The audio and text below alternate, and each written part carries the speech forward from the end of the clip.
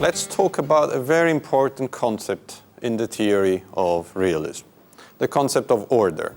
From a realist point of view, anarchy does not necessarily entail chaos. Order in the international system can be achieved in two ways depending on the distribution of power: through the balance of power or through the hegemonic stability. These are the two main alternatives. In the balance of power, there is a balanced power relation among the actors. In the hegemonic stability, there is instead an unbalanced power relation, which is, however, considered legitimate by the actors. Let's say something about the first option, the balance of power. A few years ago, Kenneth Waltz suggested an argument about nuclear Iran that might be not so detrimental to the stability of the Middle East after all. Brunello, what do you think about this vignette appeared in 2012? I think to the security dilemma. That's good, but can you provide more examples of this sort? Yes, of course. I'm thinking of the Soviet nuclear bomb in 1949 to balance the American nuclear bomb, or the Pakistani nuclear bomb in 1998 to balance Indian capability. Correct.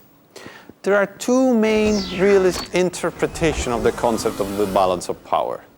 Modern realists think that the multipolar scenario tends to be more stable for a number of reasons, including the fact that it's possible to mobilize more balancing resources.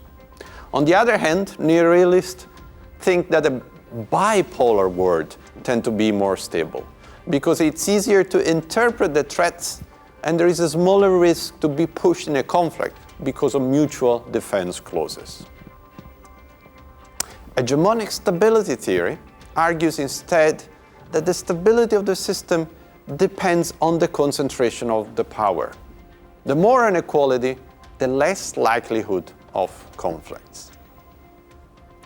The life of the hegemon, the unrevealed state, passes through different phases. The hegemon usually emerges after a great war.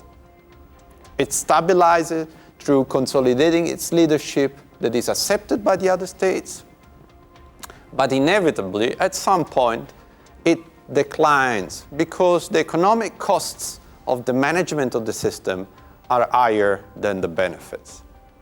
And it may enter a crisis when it is challenged by a rising state. This may lead to a new conflict and a new cycle of hegemony.